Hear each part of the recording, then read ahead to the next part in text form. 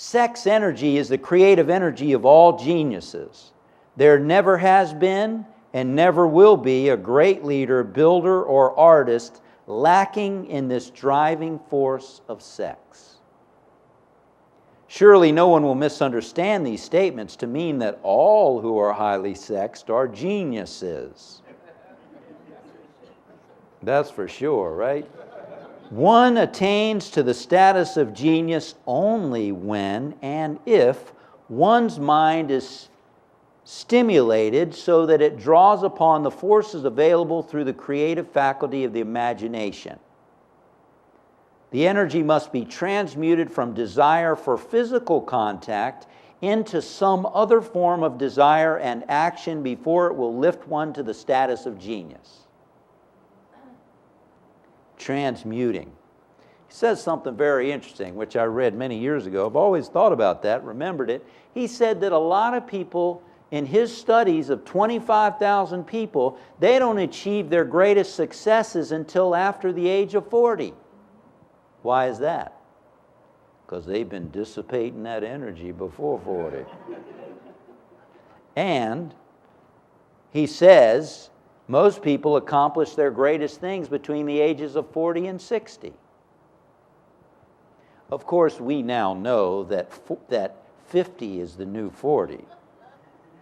So we might as well say between the ages of 50 and 70. And when you tune into that genius level of mind, we might as well say until you decide to leave the planet, right? Amen to that. So the energy can be transmuted, and a lot of people dissipate their energy through overindulgence in sexual expression of the emotion of sex.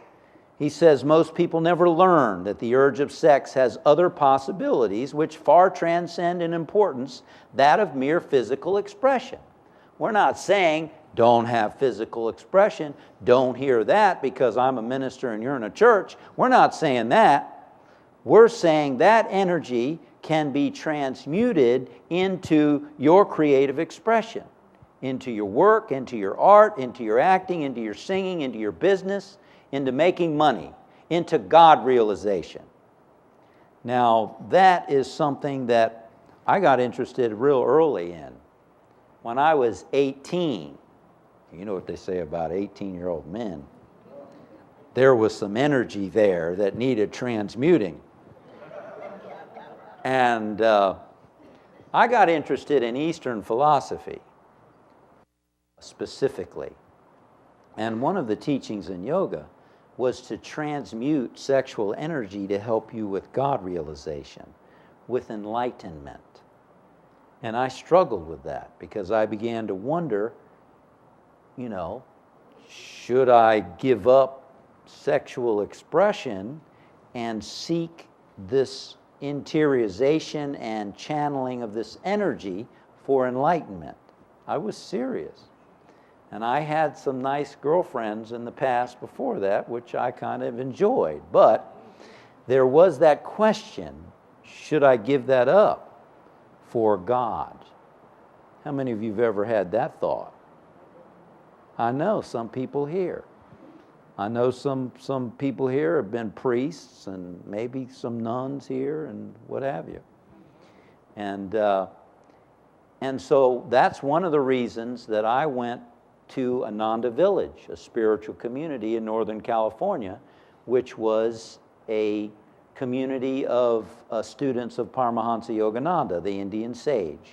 One of the questions I was seeking was, should I give up sexual expression and channel it for enlightenment? Sounds woo-woo, doesn't it? But I was serious. So I went there, and while I was there, I learned that in the beginning of Ananda Village, they started as monks and nuns. But the monks and nuns liked each other too much.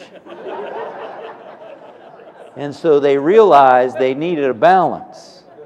They made it different. They had some who were singles, they had couples, they had families, because everybody is different.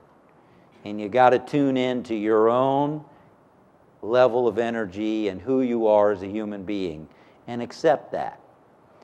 And so I accepted that. I realized, no, I'm not going to be a monk or a nun.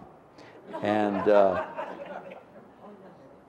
so this idea of channeling the energy was very interesting. And being balanced, finding what is moderation for you. What is balance for you? Moderation for one person is not moderation for another.